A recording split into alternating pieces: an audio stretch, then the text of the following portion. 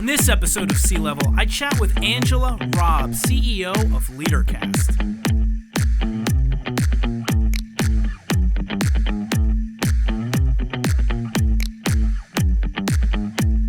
Well, Angela, thank you for coming out. So I'm a huge I like the people's journeys and their stories and where they started out. So tell me where you started and where you grew up and. Oh my gosh! Yeah. All right, I will give you the scoop. So it's I am a farm girl. Okay. So my first job was selling eggs at 4. Okay.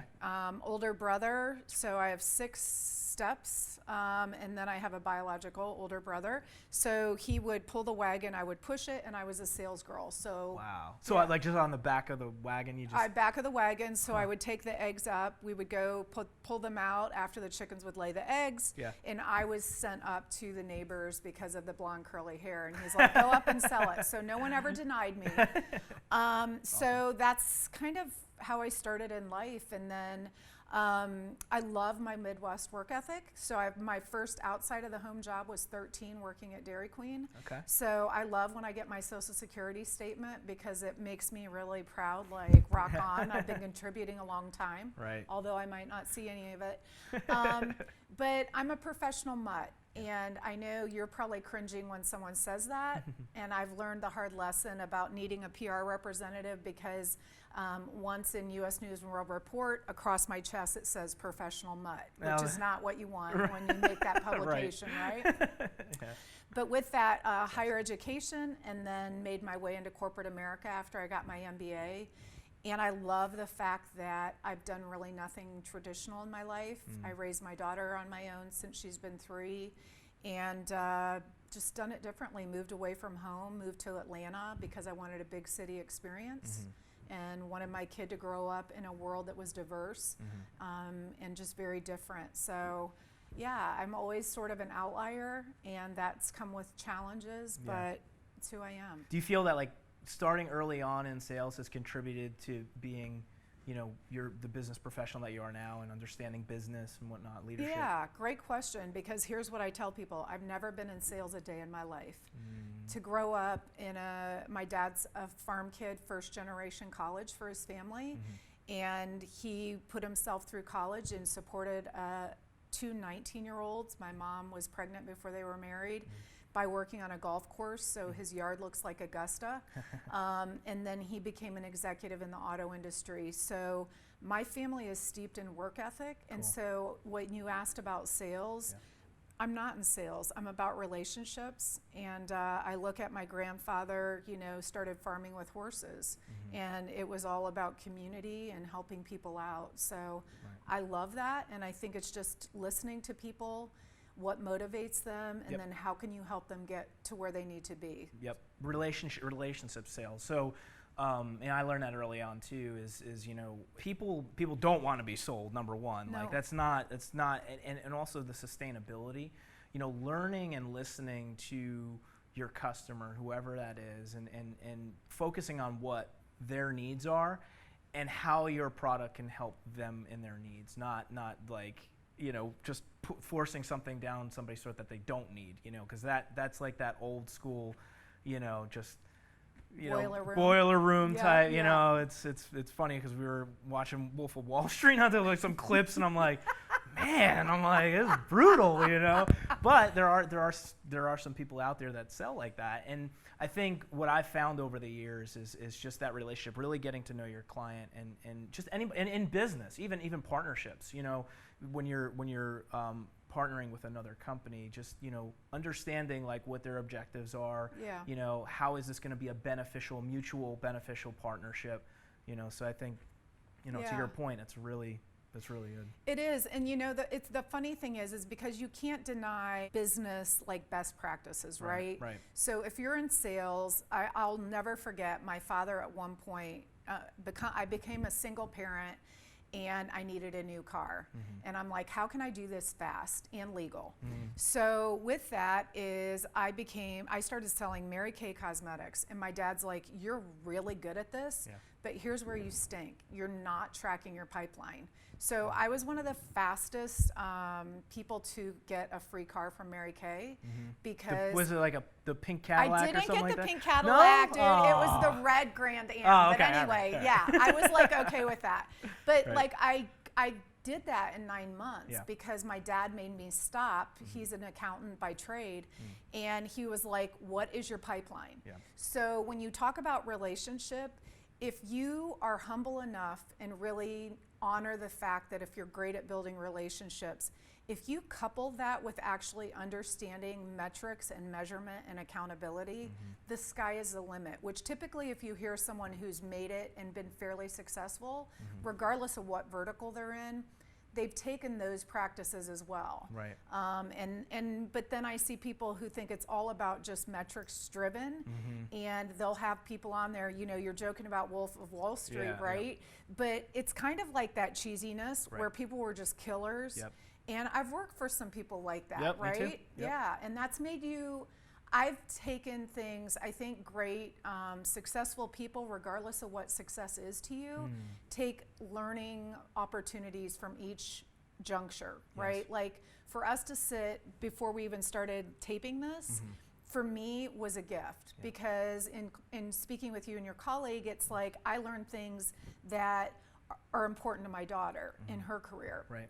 And so those are those opportunities, right, where you take it. But if anybody doesn't think it's about personal relationships, that's why with what you do on personal brand, Yep. that's what scares me for the younger generation on Yes. social media. Yep.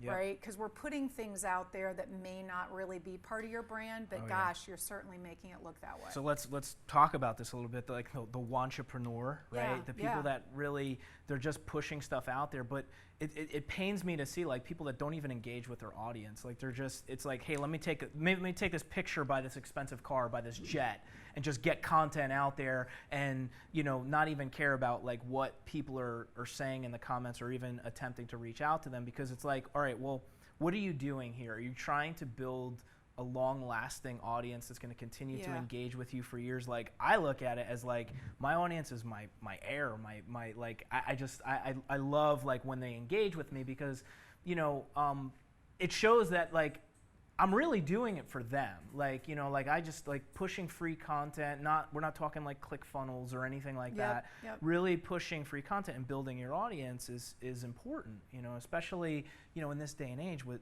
social media, and there's a lot of noise out there. Yes. You know, so finding your audience is extremely important in this day and age. It is, and you know, the thing in coming in the room and meeting you personally for the first time, I want to acknowledge the fact that your eyes genuinely read that, because you're watching everything for interaction, so you truly care. And so I want you to know Appreciate that. that's of great value, right? Because you do care about what's being pushed out there. I also challenge you, a dear friend of mine, I don't know if he's been on with you, is Sangram Vagar. And he is with Terminus in here in Atlanta, Yeah. but they created a funnel, or excuse me, created their own category because they flipped the funnel, right? And so they have this amazing team. They've been together. He was with Salesforce previously. And Sangram's whole thing is about building community. Right. He'll be on the Leadercast stage next year. And he has such incredible presence and following, Yeah. but we want to have him on our platform. I want to launch him to the world. I Right. believe he truly is a world changer Right. with that, and Yeah. very similar to what you're saying, and look what you're doing in the world as well. Yeah. It matters. I appreciate that. Well, it's funny because the whole personal branding thing for me, it happened completely by accident, because Yeah, tell me it- about this. I worked in the entertainment business on both sides of the camera, both as an actor and as a producer. And you know, being in front of the camera all the time, like I looked at social media was like, that's my private life. Matter of fact, believe it or not, I didn't have a Facebook page like 3.5 years ago. Like I had no social media at all. Really? I had Incredible. I had a very private like life, and I was like, nobody's interested in this. No one wants to see these pictures, until I realized it's a business tool. Right. It's a business tool in the fact that people do business with who they know and who they trust. Absolutely. Right? Yep. So with social media, when you're pushing out content all the time, people are starting to build that relationship with you.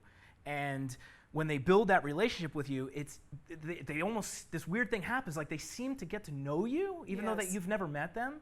So when they actually meet you in person, or you're at a networking event, it's so much easier for them to do business with you, because like they've built that relationship over time. And I was like, wow, this is this is actually opening up a lot of doors because people are really getting to know who I am as a person, not just, the actor in front of the camera or the guy that produced this movie, right? It's really, kind of pulling back the curtain, if you will, and letting people know exactly who you are, so you're able to work with them, so they're able to really understand like the heartbeat, like behind the company. That's a great point, because I guess it's become more of the litmus test to people, right? Because look at The Rock, Right. right, and like you cannot not watch him, and then when you hear his ex-wife talk about that the guy is the most coachable person in the world. Right. And was, even when their marriage was dissolving, and even as continued business partners, right? Right. So I think it's interesting that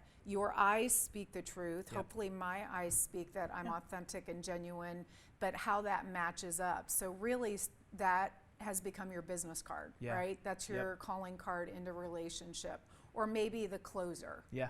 So even more so than that. And it's funny because at Leadercast, we're an 18-year-old company, but we're in complete transformation. So digital transformation, either you know us and you love us, or you've never heard of us. And we have global presence. Yeah.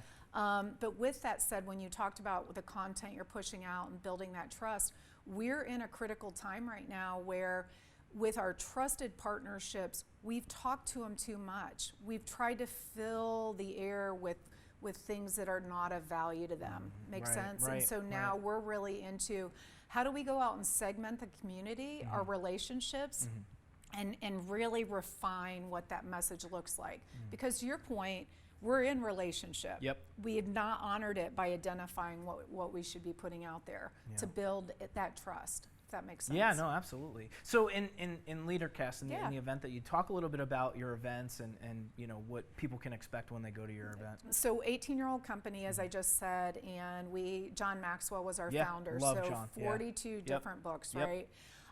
And so with that, we've been known as the world's largest one-day leadership event. So 5,000 people come to an arena live, and then we simulcast out to over 120,000 viewers. And then throughout the year, we have our global partners. So we have Leadercast Nigeria, all these different. So we're viewed in 17 different countries. So it's incredible, hearty content. And now what we're really working hard on is how do we have, or what is our application strategy, so people just don't want to come to an event and leave on fire. Right. Yeah. Right? Yeah. Well, some people So do. yeah. Some people do. But continuing with that fire is another story. Continuing Practical with the advice. fire, right, and stoking it so Yep. you have actionable takeaways. Right. So that's what we're really working on as well, because our corporate partners, I mean, Apple just grew their account with us 13x, right? Yeah. Because of who we have on that. So Yeah. I would tell you we're best in class at curating a speaker cast. Awesome.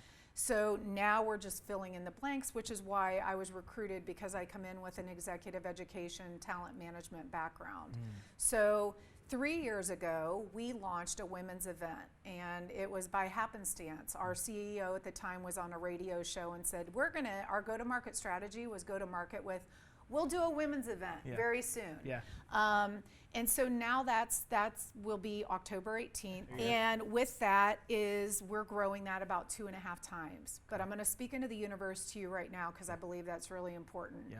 What we have seen with our women's event is by 2023, okay, I want to fill Mercedes-Benz with women from around the world of different culture, of different religious beliefs, of different political beliefs, because that is the power of what can be done if we collectively bring people together. And Dr. King's wife, Coretta King, has a quote that I am using all the time.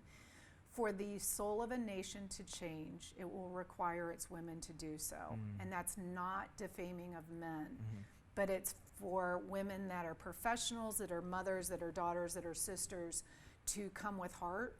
Right, to hopefully break down barriers, because we live in a world, and especially a country, that really needs that community to come together to say, we'll do it peacefully.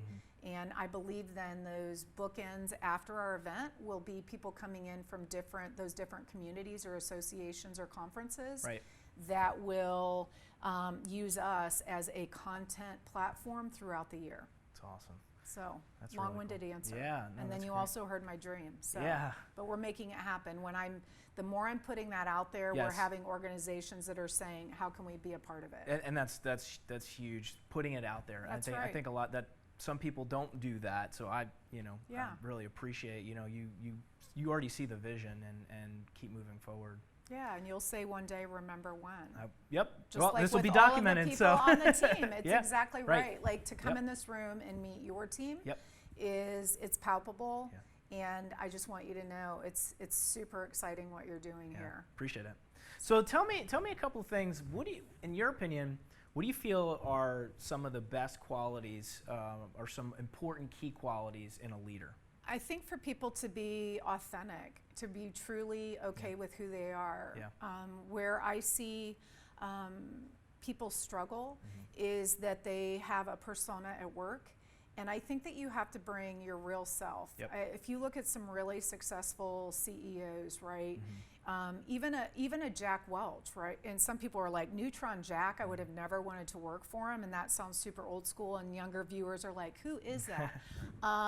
I always wanted to work for him because I heard he was a real hard-nosed guy, but you always knew where you stood for him, Right. and I wanted that challenge. So being authentic, Yeah. good, bad, or indifferent. Yep. I think people can understand and will respect you and actually trust you more. Yeah. They may not stay around if you're a jerk, Right. right? But if you truly bring that authentic self, it just builds something very different. Yeah. I think through that authenticity is, again, honesty, right? Which is aligned with that. Yep. Always bring things to the table sooner than later. And that's, for me, I feel like has been one of my strongest aspects about my personality is what you see is what you get. And I don't ever want to go to bed at night, personally or professionally, having ill feelings. Right. And so that's really important. And then I think empowering people. Yeah. And so if you're secure as a leader, if Yep. you're honest as a leader, let people be who they are. Right. And not control it. Right. Micromanagement kills Gosh, organizations, yeah. right? Right, totally. Yeah. So for me, I want my team to feel like I can make those decisions. I've just hired some new leadership team members, and that's been the greatest thing for me is be free, Yeah. bring it, and if we need to realign or talk about the guardrails, but if you define someone's position and their role and the goals of the organization, it's not necessary. Yeah. And that the being genuine, being true, and it's to try to live two different like that's hard enough. Like if you just be you, That's and I right. think that's and for young entrepreneurs and people and young leaders stepping in, it's like just no don't be somebody else, just be yourself, right? Yeah. And also what I like you mentioned too was almost like I'm very big on servant leadership, right? Empowering your team, like it's my job to make sure that I make my team successful, right? I'm there to support them. I'm the one that is out there. It's funny, I had an interview with a guy who works in the military, and he's like, I'm the one that takes the bullets first. Right.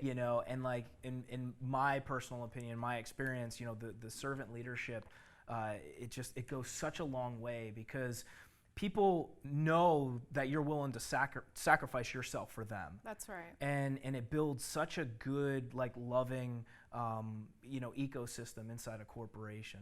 Yeah, and that's at the heart for me as well as servant leadership. And I think if that's what truly motivates you to serve others, I've loved of Mother Teresa, reading about her since I was in high school, and wanting to, she's the perfect leader because the worst cases of illness or, someone coming into the home, she would take it because she wanted to show her team of nuns that I'm willing to do the worst job. Yep. So when you talk about that, my team, as we are in this transformative time at Leadercast, we had one of those meetings that you don't leave and it's not the touchy-feely, but my team knows that I love them, right? Right.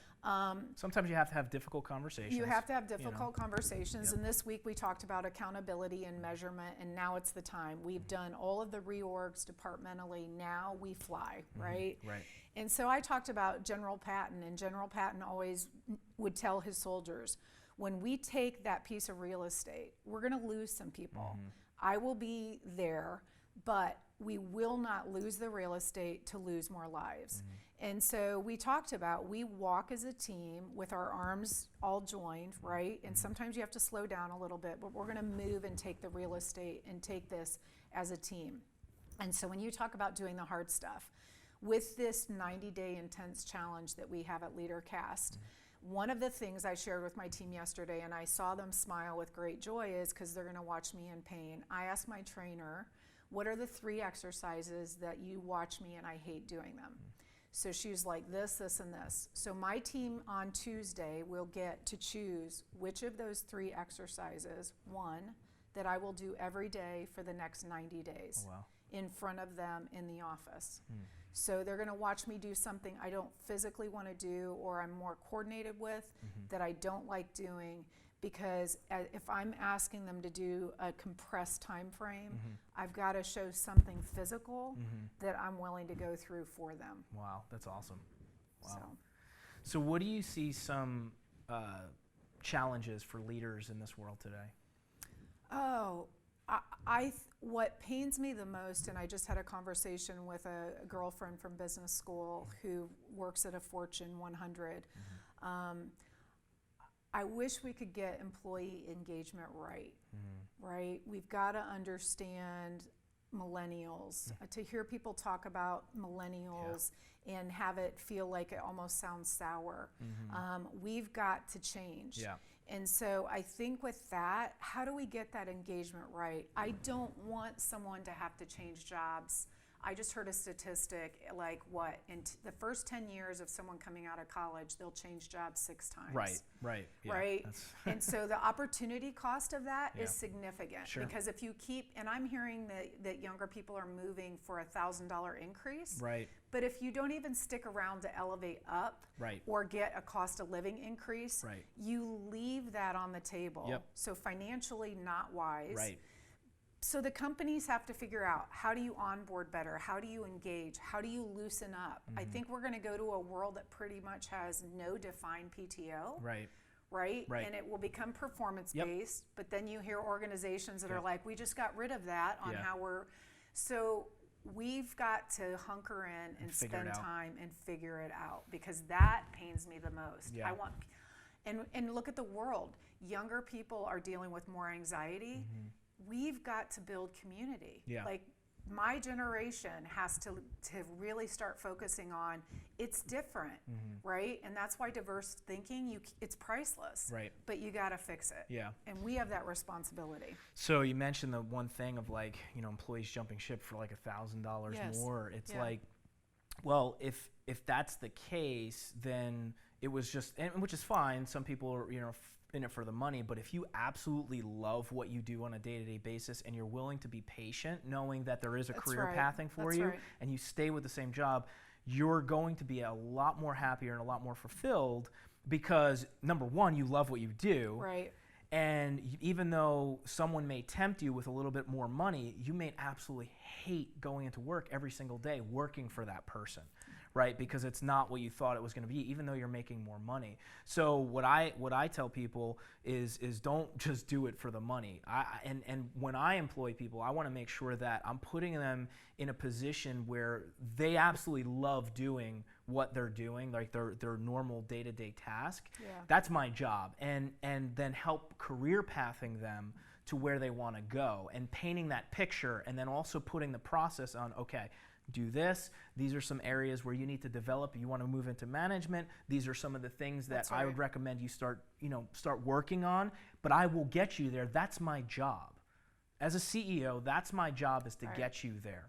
I want the very best for you, because for me, I get enjoyment seeing when, you know, my employees are able to, you know, have that next step in their life, maybe get married, maybe have kids, buy their house, like, and the thought that this company was helping support them is part of the legacy, and it's cool. And so I think figuring that out, more you know, CEOs, and sometimes it's hard, because when you have a major corporation that has thousands and Thousands thousands of of people, employees, right? it's hard. You can only connect statistically. I think you can only have like 100 close friends, and I think after that it starts Right, weaning out. right. But there's strategies for that too, and I think that's where a lot of the personal branding comes in too. If you're communicating with your people on a regular basis, it helps with that. I try to meet with every one of my employees. Actually, no, I don't try. I do. I make it a point to meet with everybody quarterly. And what I always tell them is I say, this is not about your job performance. It's about mine. Right. What am I doing? What can I do to serve you better? What are some of the things that I can do to help get you to where you want to go?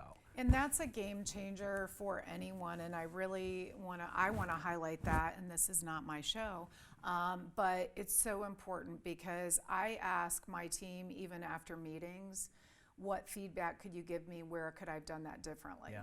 Now, for us as leaders, there's a fine line with if you're in it for people just to like you, and that's a tough lesson, right? Yeah, that's totally. a tough, not everybody's going to like you. Sure. They should respect you, Yep. right? But the good news is, and you talk about this leadership and engaging with your employees on a quarterly basis and then asking for that feedback, is they may not always like you, and it's just like parenting. Sure. I would tell my daughter, Yep. I love you all the time. Right now, I don't like you. Yep. When she would be the same way, right? Yep. And that's okay. Yep. And I think if leaders really look at that, and it's great that you've learned this at such a young age, although I don't know how old you are. You're younger than I am. That's so important because it's give me feedback, let me serve you better. And again, it goes back to servant leadership. Right. It is. It is the heart of all those great success stories, right? Yeah. So kind of wrapping this thing up, if Yes. there was one piece of advice that you were to give to a leader, what would that be? one of the greatest lessons I learned, 10 years ago, and it sounds really goofy, is I thought I was walking in for a promotion and my whole division got riffed. And I levered my network, but I went to a gentleman, the godfather of employment here in Atlanta, and he said to me, I've heard you've helped a lot of people. I heard you're an amazing servant leader, but now I want to teach you to ask people for help. And so I think the ability to tell people that you need their help, both personally and professionally, is a incredible and probably the greatest sign of being a great leader, because you're willing to be humble. And the thing is, we all have hope inside of us. So someone asking for help is hope that you provide value. And so for me, I've just learned that feedback piece is really letting people into that space as well. Yep. You're asking them for help. Yep. And that is what builds upon relationship. I think we live in a world where we're all well-meaning and we really do want to help each other. There are outliers. There's Yep. some evil people or Sure. that work under horrible pretense, but most of us want a positive world. And so I think, how can I ask for help is the greatest lesson, and what I've seen in great leaders are willing to ask for that. Ask for help. That's awesome. Love it. Thank you so much, Angela. Thanks, I appreciate man. it. Thank you. All right, thank you. Hey guys, thanks for tuning into the episode. If you guys enjoyed it, show some love, give me a thumbs up, and subscribe. Also, make sure you check out our exclusive C-Level group on Facebook.